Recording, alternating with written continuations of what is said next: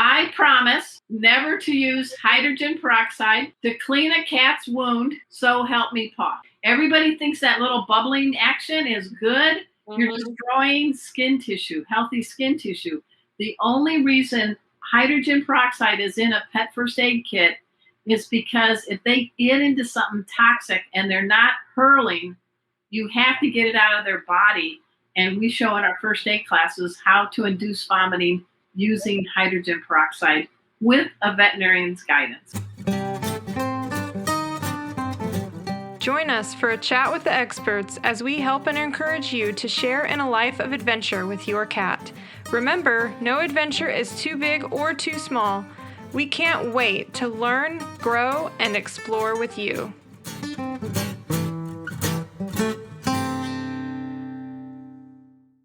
Hello, and welcome to the Kitty Cat Go Adventure Podcast, where we discuss various topics related to traveling and adventuring with your cat.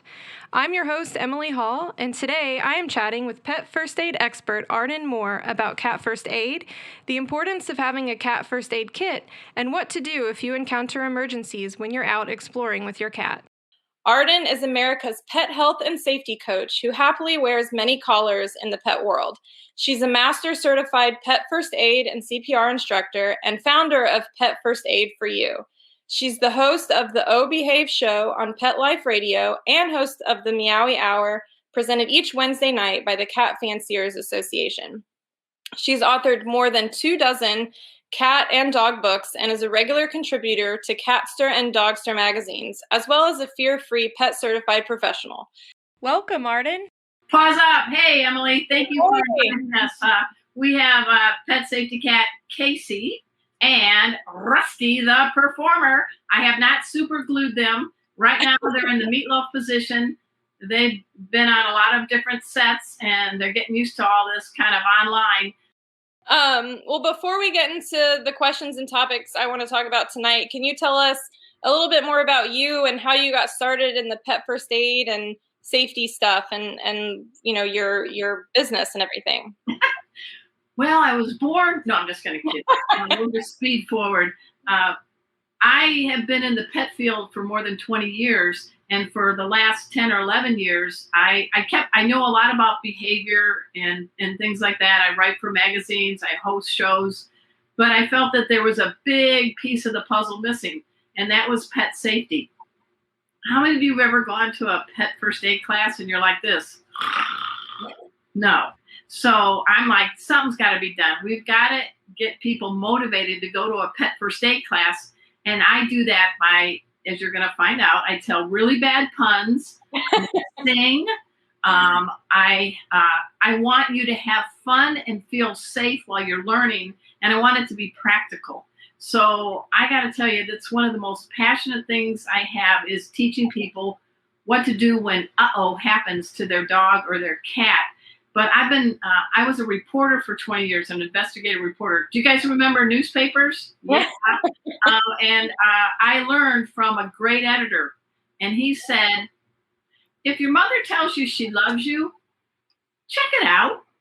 In other words, just don't take things at face value. So that's how I have created Pet First Aid for You. I'm sort of a goofball in class, but I'm very serious about what I'm teaching you. And I make it very practical.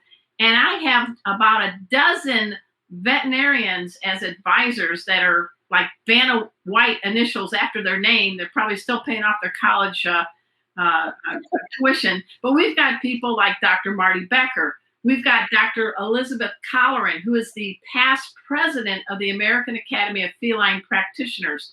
We've got ER vets, internal medicine, house call vets. So what I taught 11 years ago, what I teach now, either in the cat only or the cat and dog first aid programs, are totally been accelerated and different and practical. Because, you know, if you really think about what is first aid is that life-saving bridge between the and the veterinary clinic. Your job, you're not going to become a veterinarian, sorry. You're going to learn to stabilize, how to render aid and not get shredded.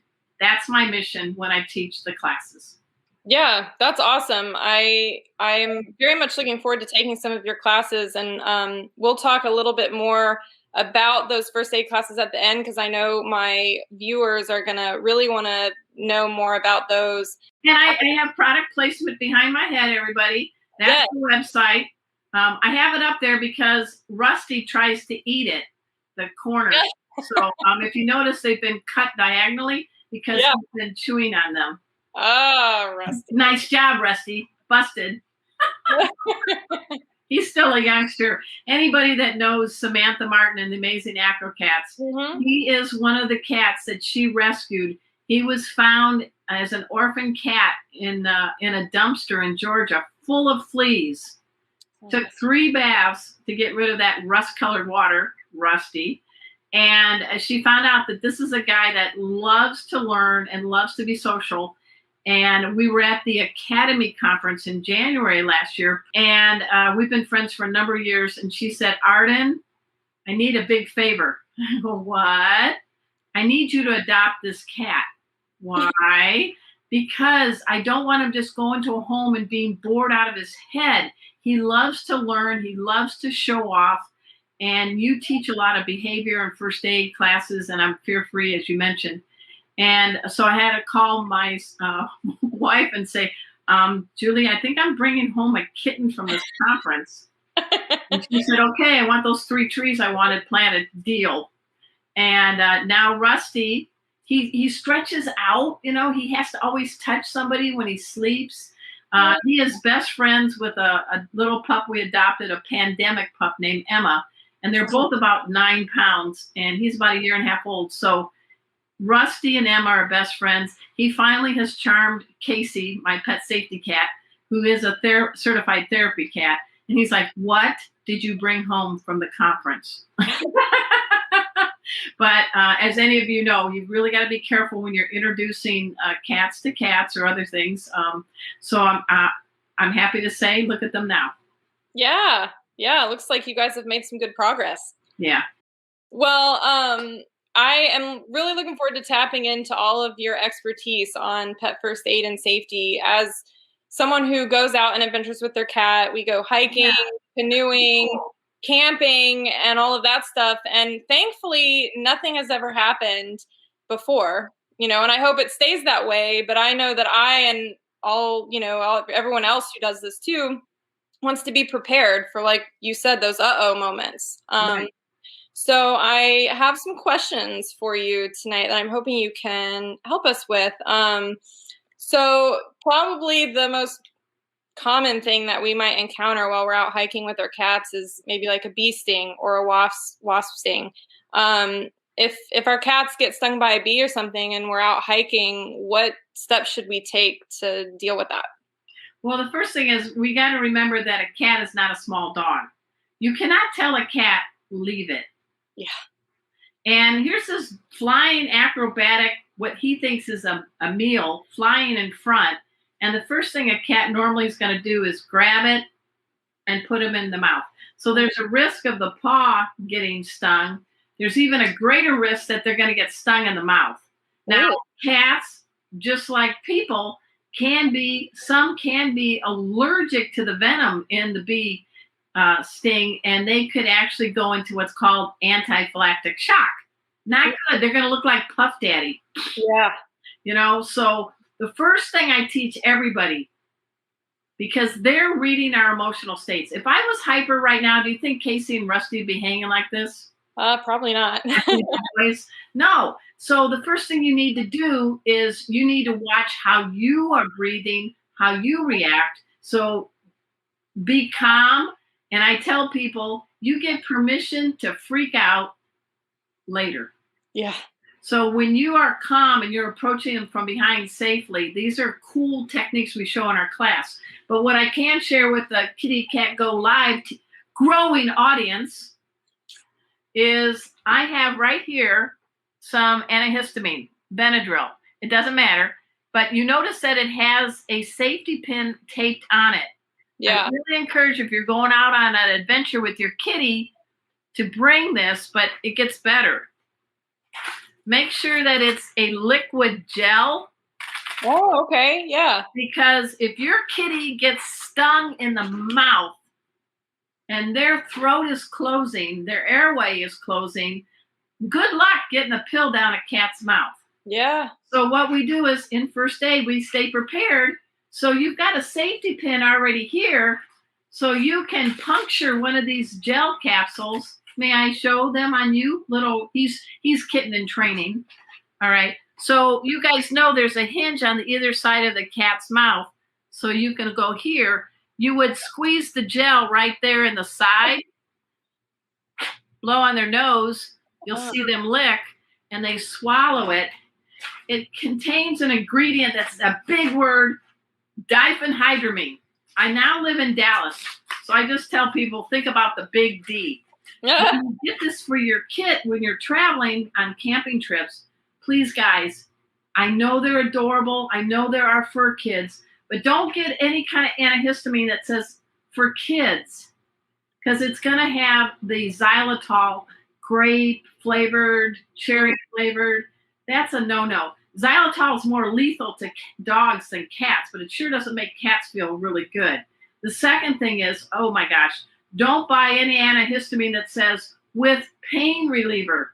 Okay. Because that has the bad boy acetaminophen. Bye-bye, kitty. So the one and only ingredient is the big D, diphenhydramine. So you already have it ready because you got the safety pin. What do you think? Yeah, that's pretty awesome. Very clever. Well, we have more in our class. That's what we do. Yeah. I can't believe he let me do that. He did good. He's learning. He did. What's the dosage? Like, how do you know how much to give?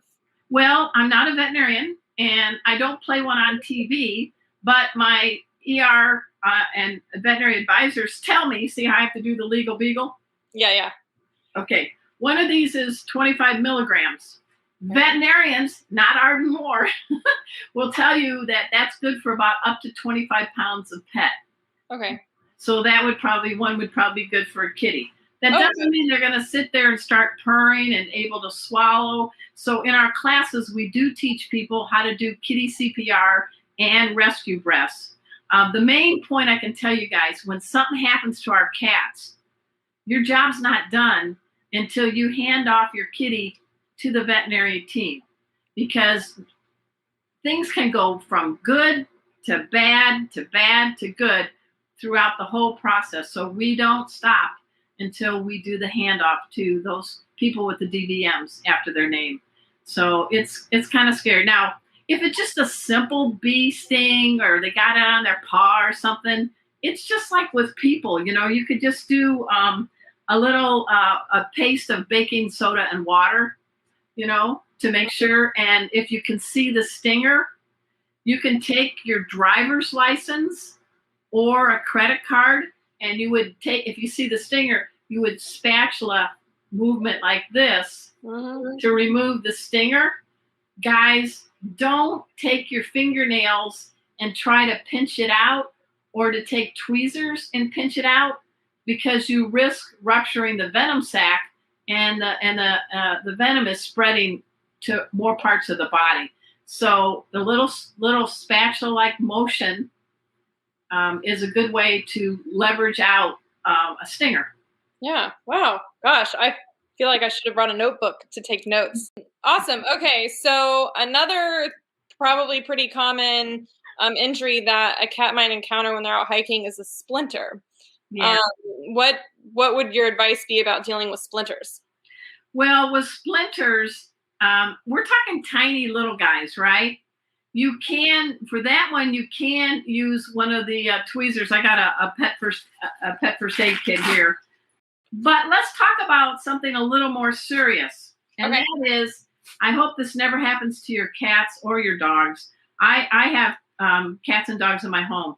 If something happens and they get impaled, like a piece of barbed wire fence goes through their cheek or a paw or a stick or something sharp, please, guys, do not pull it out.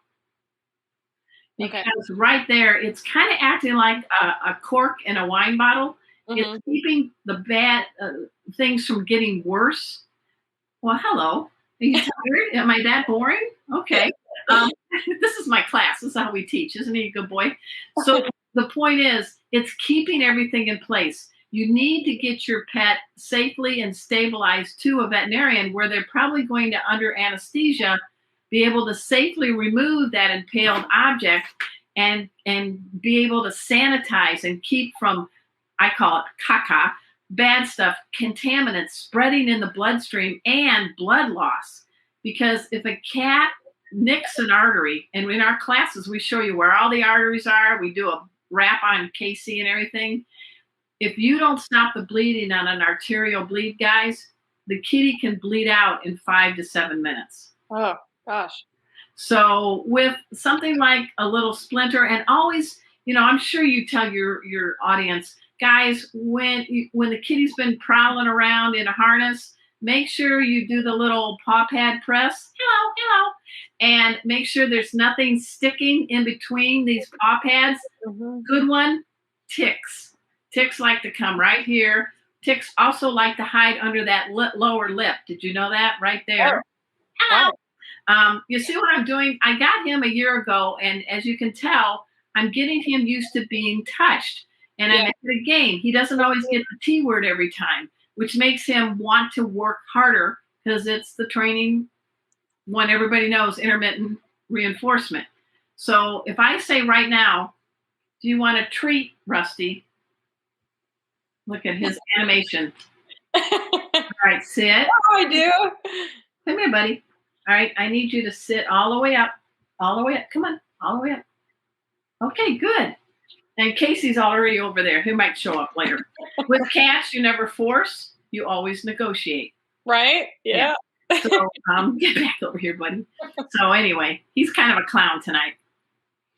All right. So I hope that helped. I mean, we went into much more detail, but just really inspect your kitty from head to tail and press those little paw pads to make sure no bad boys. Now, when a kitty goes to bite you, I just relax my hand. Why? Because the minute I got anxious or they are hardwired to bite down harder. Mm. That's why when a wiggly mouse who's screaming has a quicker death than the one who fakes like they're dead. Some cats will actually open the mouth and the mouse is saved. So they are triggered to respond to resistance, and they will bite harder. Wow. Okay. I used to be the editor of Catnip. It was through Tufts University, so I got to hang out with a lot of cat brainiacs. Yeah, that's awesome. I definitely, it's so hard when you're in some sort of situation to remain calm. I know that. This is like something that I got taught from first responders, because in addition to the cat class and the dog and the cat class, I actually teach people to become instructors in pet first aid through Pro Pet Hero. So some of my students are paramedics, firefighters, veterinarians, things like that. And they taught me, as you have to be a first responder.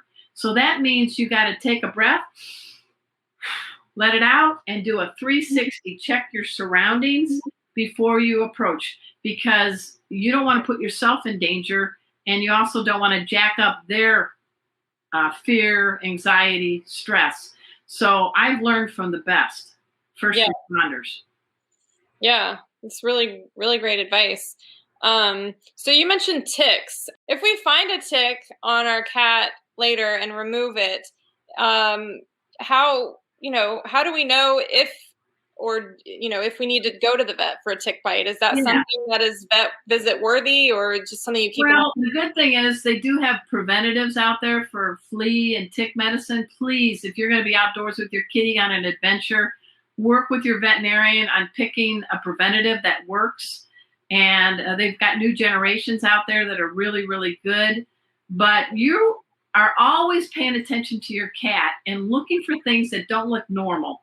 So if your cat had gotten a tick and you had removed it, but you notice that area is red and hard and swelling, you need to make a vet visit. The best advice I got from my veterinary advisors is this: you would rather have a veterinary tell you, hey, Emily, everything's good with Sophia. Yeah. rather than Sophie, rather than say, why did you wait so long? Yeah. Better safe than sorry. Yeah, I mean, you're giving cats such an enriched life. When I grew up outside of Chicago. We had a lake in our backyard, and I had a Siamese cat named Corky, and we had two dogs, silly names, Crackers and Peppy. Nice. And we had it was a small lake, so no motorboats, just canoes and sailboats. And we had a little raft that we had out in the lake. And my cat, I didn't think it was anything different. Corky and I would go swimming in the lake, and he would swim with the dogs to the raft.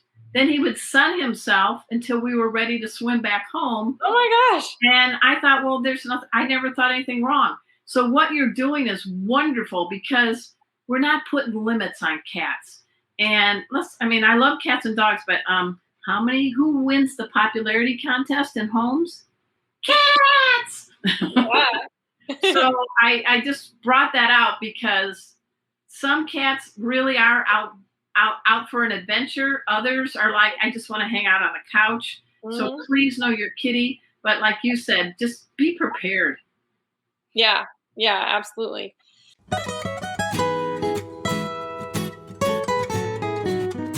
Are you a cat adventurer looking for a sense of community, extra motivation to get out and do more, and ways to strengthen that bond between you and your cat? Or maybe something to challenge you to push the boundaries of cat expectations? Take your adventuring to the next level in our Trailblazers membership community, where I provide monthly challenges and activities designed to give you that extra push, as well as fresh ideas of things to do with your cat. Trailblazers is made up of cat adventurers from all over the world, some just getting started and some with years of experience, all ready to give you support and encouragement, share in your victories and struggles, and help you and your cat reach your goals. You'll find yourself right at home amongst your tribe. Learn more at kittycatgo.com/trailblazers.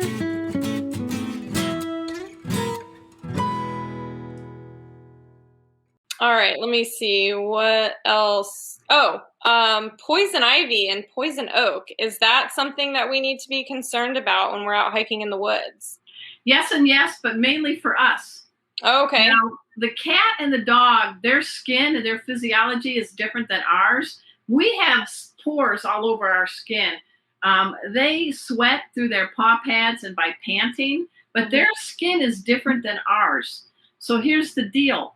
If you and your cat are hiking through the woods and your cat brushes and gets that sap from the poison ivy or the poison oak, kitties are like, na na na na na na na na. Kitties don't really get as bad of a reaction to poison ivy and oak than humans do. But here's what happens. We touch They it. got some sap on their coat and you're cleaning it off without gloves. Look at your hand now. Yeah. But that said, if you got a kitty that likes to eat green leaves and grass and things like that, there is a risk that the kitty may bite on some poison ivy or poison oak leaves. Mm-hmm. And then guess what, guys? You get to induce vomiting. So are they toxic to cats then? Yeah, especially ingested. Yeah. They could start vomiting, or if they're not vomiting, but they're foaming and all that. We show in our first aid classes how to induce vomiting, which brings me to one thing I really want to stress. Because they're not little humans, we want you to raise your right paw right now, Emily. Raise your right paw. Right. All right, Rusty, here we go.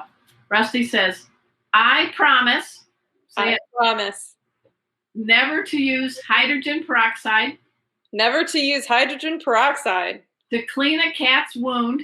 To clean a cat's wound. So help me paw. So help me paw. Okay. Everybody thinks that little bubbling action is good. Mm-hmm. You're destroying skin tissue, healthy skin tissue.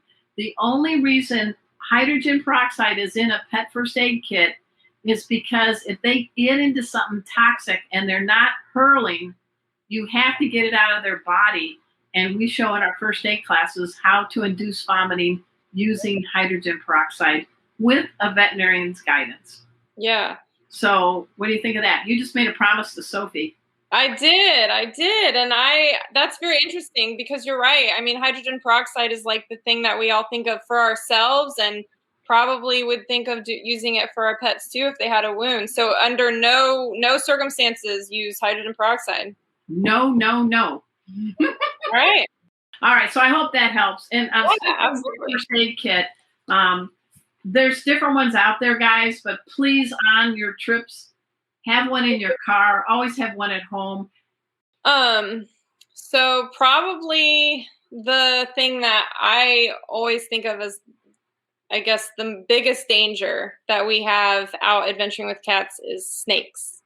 If God forbid our cats were to get bit by a snake and we're out on the trail, obviously that would be something you'd want to go to the vet for. But if you're out in the woods, what can we do in the meantime before we're able to get to a vet? Well, the one thing is don't be Daniel Boone and try to go and kill the snake, and bring in the head or whatever. You're wasting time. Yeah. Your role is to stabilize this kitty, maybe put him in a towel and keep him immobilized. Because the more he moves, the more he runs and does all this, the more the heart is beating and the faster the venom is circulating in the body. And the other tricky thing is do you know what a venomous snake looks like versus a non-venomous snake? A little bit. Right. But there are some venomous snakes who have a copycat that look like same markings, but they're not venomous. The way you know is that it's two prongs on the wound on the body. A non-venomous snake looks like a smile. It's like a little dot. It's like this. It looks like you bit into an apple. Okay. But even though it's a non-venomous snake, it still can impact the cat's respiratory system, their muscular system.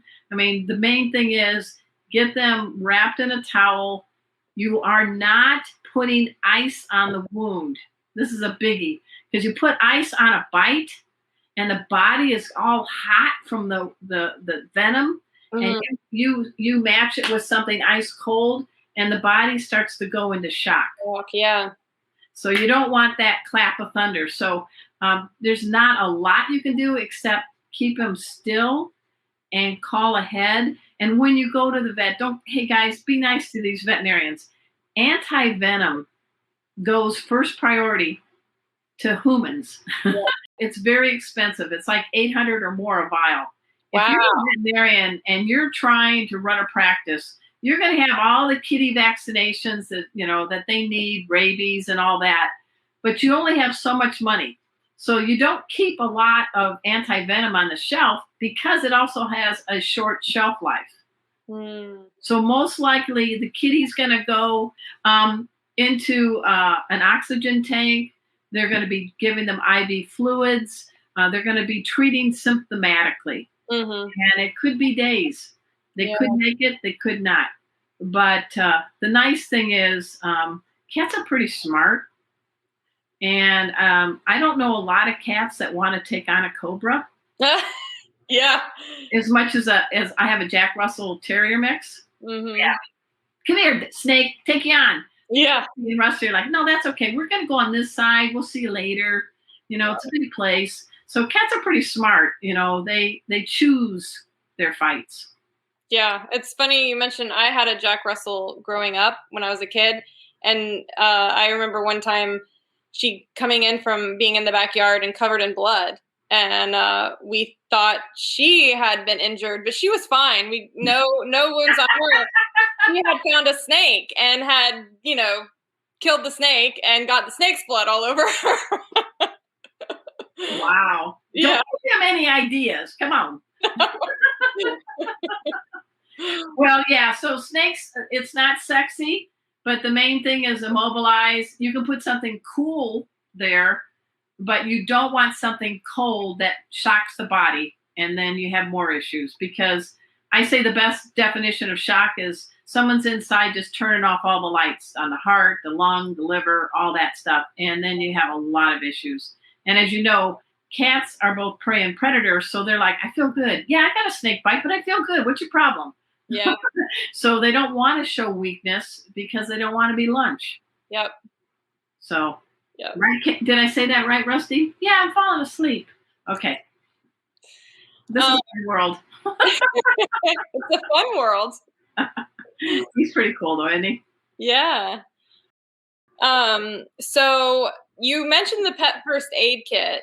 Mm-hmm. Can you tell us what items we should have? Like, I know you can buy just a pet first aid kit on Amazon or, at wherever, but I always, because everything is so leans more towards dogs, Yeah. I always wonder, like, would you have different items for a dog than a cat? Are those pet first aid kits that you can buy already put together sufficient? What items should we? It does vary, and this one I like this one because it's for dogs, cats, and people.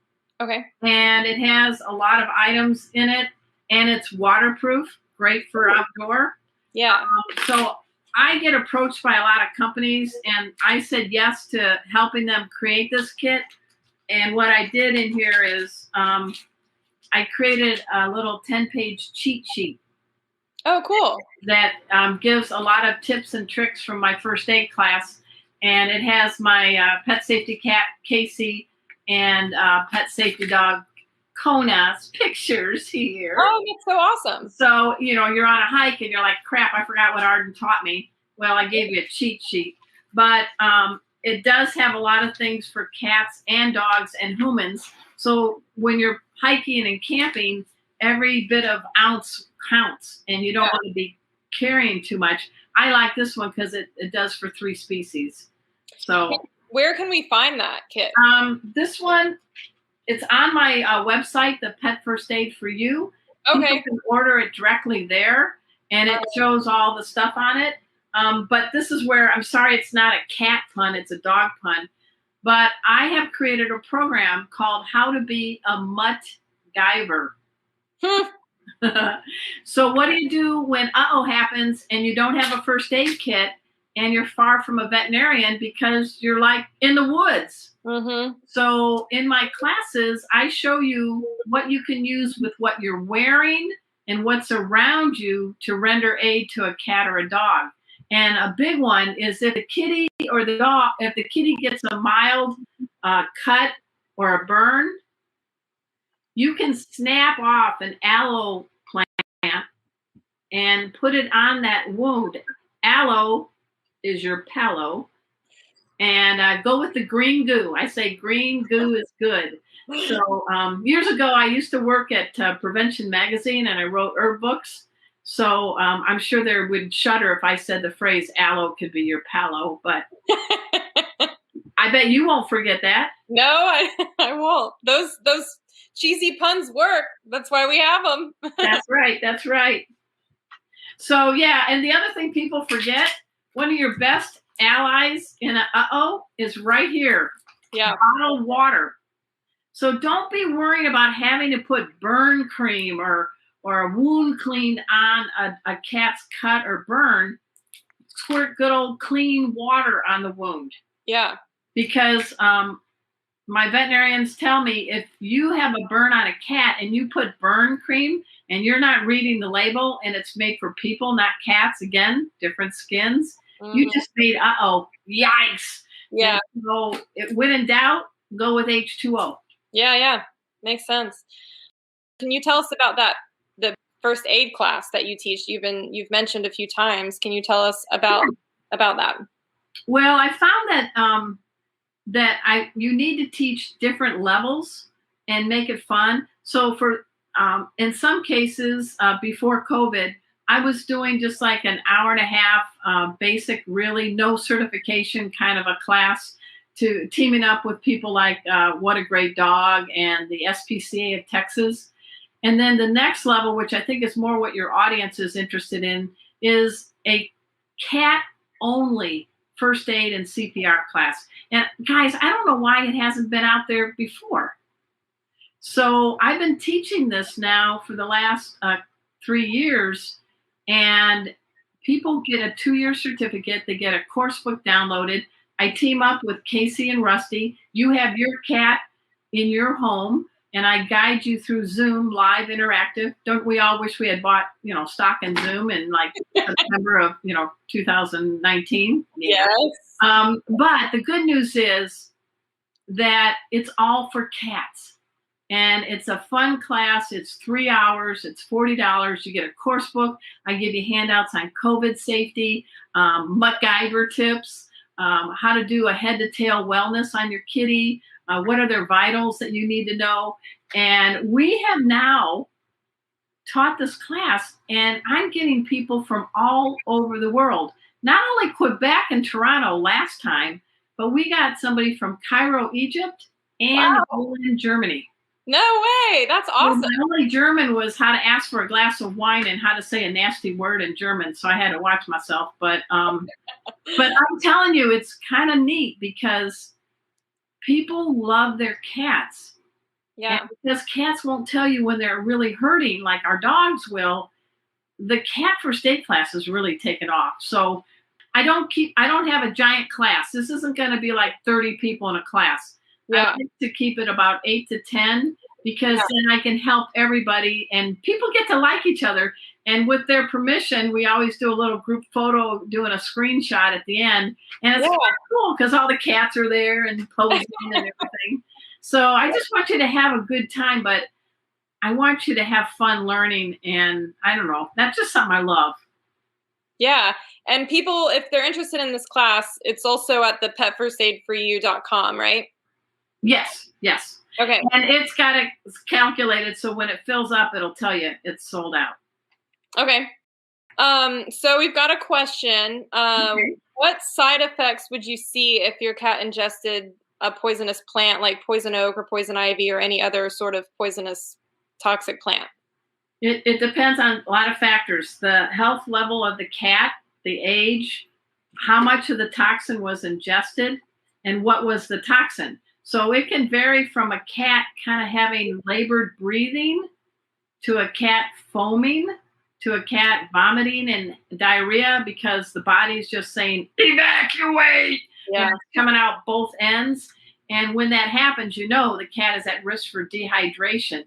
So there's different variables, and that's a lot of things we go into more in depth in our class. But if a cat you see got into something poisonous, like your medicine or a poisonous plant, Easter's coming. Lilies, really bad for cats. Yeah. It'll shut down their kidneys. It isn't just the little yellow stamen. If they take some licks out of the vase that has water in it with the Easter lilies in it, that's one of the biggest fears that my veterinary friends who practice ER and critical care, they say Easter is a terrible time for cats because people think, well, the vase is up there. The kitty's not going to get to it. Really? Yeah. We're talking cats. They can jump 8 times their height. And so please, guys, if you have cats and you celebrate Easter, do it without lilies.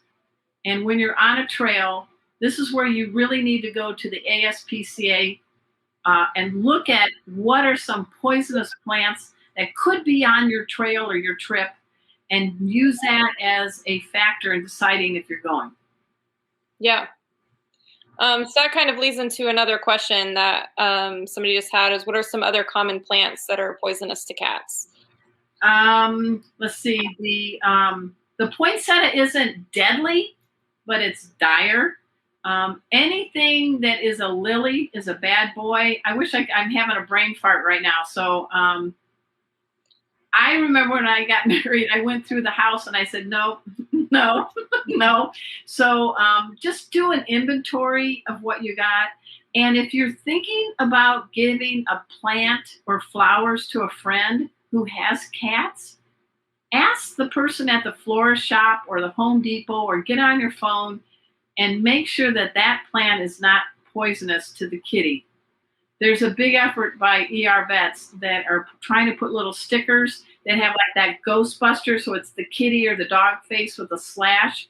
Yeah. To put on plants to remind people, whoa, I can't buy this from my aunt because it's a lily, Easter lily, and get you a cat-safe plant or flowers. So I hope that helps.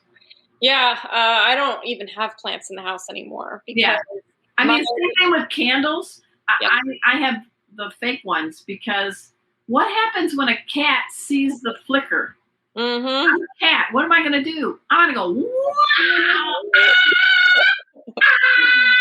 And now I'm going to burn on my paw and my tongue. So, yeah, there's a lot of things out there. In our class, we actually talk about some surprises. Well, one that, if any of you guys have dogs too, one thing that's really scary and showing up at ERs is snack bag suffocation. So we are either losing weight by eating better, or we're binging on carbs, like eating Fritos and Cheetos and all that other stuff. Mm-hmm. And maybe we're like, well, nobody's coming over to my house anymore. So there goes the bag. I just throw it on the floor, right? I don't do that. But your dog or your cat sticks their head in to get that little piece away in the bottom of the bag, and it forms a vacuum, and it can cause suffocation. So if you're not going to throw your bag around, you do want to clip it all around so that there's no way to create a vacuum seal around the muzzle of your dog or cat. Yeah. Yeah, I've heard about that one, and I'm so paranoid about stuff like that. When we go to the grocery store, I make sure bags away, like any sort of bag, and I also like clip the handle of the bag so your cat doesn't spoil themselves. When we bring in the groceries, we have a kitchen island, and Rusty goes crazy for the bags while we're trying to get the eggs out. Yeah. We're both there to supervise. And we don't leave the bags and then go to pick up dinner or something. Mm-hmm. We never leave a bag out for a cat. And I love that you clip the handles. So yeah that's really good, because that would be a terrifying way to go.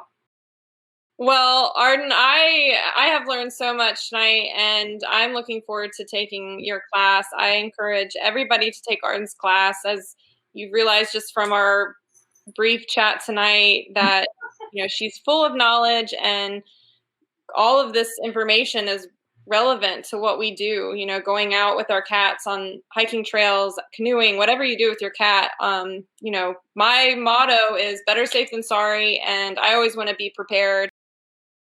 That's it for today, though. Thank you, Arden, for sharing all your knowledge and expertise with us. For those listening, be sure to check out Arden's website, petfirstaidforyou.com, for more information on her cat first aid classes and pet first aid kit. You can also follow her on Instagram at Arden Knows Pets. Are you enjoying the Kitty Cat Go Adventure podcast? Let me know by leaving a review. This will help others to find it and hopefully be inspired to get out there, try new things, and go new places with their cat. What questions do you have about adventuring with cats? Or maybe you'd just like to chat with me about what you learned in this episode. Find me on Instagram at kittycatgoadventures. You can also screenshot this episode and tag me in your stories so I can see who is listening. I'd love to continue the conversation with you, so find me on Instagram or join our Facebook group, Kitty Cat Go Adventure Team, so you can connect with a whole community of fellow cat adventurers. And as always, you can find the show notes, including all links and resources discussed in this episode at kittycatgo.com/podcast. Until next time, happy adventuring.